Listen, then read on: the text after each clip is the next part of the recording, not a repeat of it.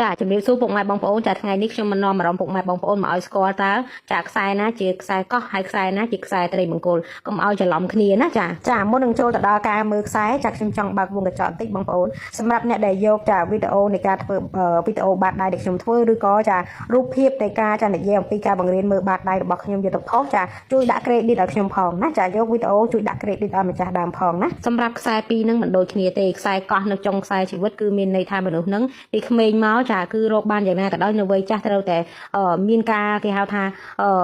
ចុះខ្សោយនៃជីវភាពម្ដងបន្តិចរហូតដល់ចាក្រលំបាកណាសម្រាប់ត្រីមង្គលវិញគឺមានន័យថាមនុស្សនឹងចាគឺនឹងរុងរឿងនៅវ័យចាស់សម្រាប់ត្រីមង្គលណាចាឥឡូវយើងមកមើលលើខ្សែចានៃបាតដៃវិញចាខ្សែជីវិតដែលមានចារូបរាងបែបនេះគឺគេហៅកោះចាបែបហ្នឹងគឺហៅកោះប៉ុន្តែម្យ៉ាងទៀតចាដែលមានរូបរាងបែបហ្នឹងដែរប៉ុន្តែមានកតុយបែកជាពីរបែបនេះចា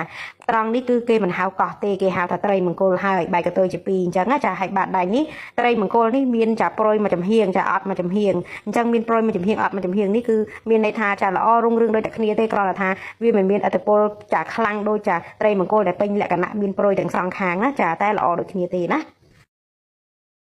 ចាជំរាបសួរពុកម៉ែបងប្អូនទាំងអស់គ្នាចាថ្ងៃនេះខ្ញុំមកចា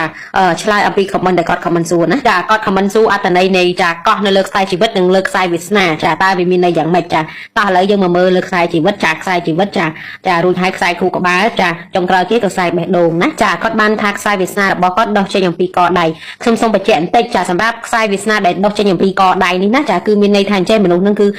បើចង់បានអីមួយចាត្រូវតែតស៊ូដោយខ្លួនឯងបើមិនធ្លាក់ញើសទេគឺមិនបានផលទេបានន័យថា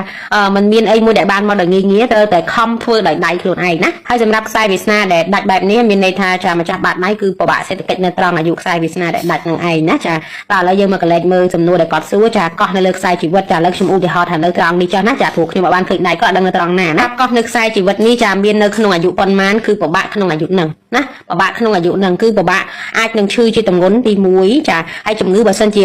ត្រឹមចាអាយុដែលខ្ញុំគូសនេះចាគឺនឹងឈឺតាក់ទងនឹងក្រពះពោះវៀនបើសិនជាកោះនៅត្រង់បរិវេណនៃខ្ញុំគូសហ្នឹងចាហើយក៏ដំណើរជីវិតក្នុងអាយុហ្នឹងក៏រៀងពិបាករឿងលុយកាក់ផងដែរវាប្រៀបដូចជាជីវិតធ្លាក់កលុកអញ្ចឹងមានកោះចារបៀបអញ្ចឹងចាឥឡូវមើលកោះនៅលើខ្សែ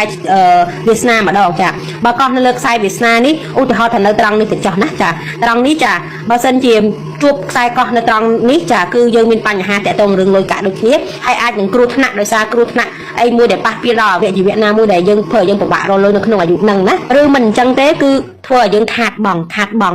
ង់រឿងលុយកាក់ការរកស៊ីនៅក្នុងអាយុដែលត្រូវជួបកោះហ្នឹងណាចាអញ្ចឹងសម្រាប់ចាបាត់ដៃដែលមានខ្សែកោះច្រើននៅលើខ្សែជីវិតគួរណាតែឧស្សាហ៍ធ្វើកសលផលបុណ្យឲ្យបានច្រើនបន្តិចចាព្រោះខ្សែកោះនេះដូចខ្ញុំនិយាយចឹងតែមានលើខ្សែជីវិតច្រើនធ្វើឲ្យដំណើរជីវិតនឹងលំបាកចាវាប្រៀបដូចកន្លែងនេះមានកលុកចឹងណាចាអញ្ចឹងគឺលំបាកហើយប្រៀបដូចជាថាគេហៅថាមានរឿងមិនចេះចប់ណាចាហ្នឹងគឺបានន័យថាម្ចាស់បាតដៃនេះគឺមានកម្មច្រើនអញ្ចឹងធ្វើកសលផលបុណ្យបច្ចុប្បន្នឲ្យបានច្រើនដើម្បីចាជួយឲ្យដំណើរជីវិតនឹងជួបរឿងល្អៗណា